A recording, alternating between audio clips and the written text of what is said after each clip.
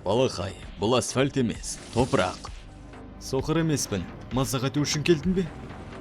Сенің үш тежегішің жоқ, сол үшін қатты көтеруің керек. Кішкене босатып, росселмен қозғалуың керек. Асырып жіберсем батпақпен гүлдердің арасына құлайсың. Сонда сен төреші, дәрігер, оған қоса жартыс маманы болдың ғой. Бәріне жеңіл қарай. Егер сол жаққа қатты бұрсаң, оңға қарай бұрылып кетесің. О, қалайша түсінбегем. Оңға тартсам солға бұрылады. Иә, рахмет, алғысым шексіз.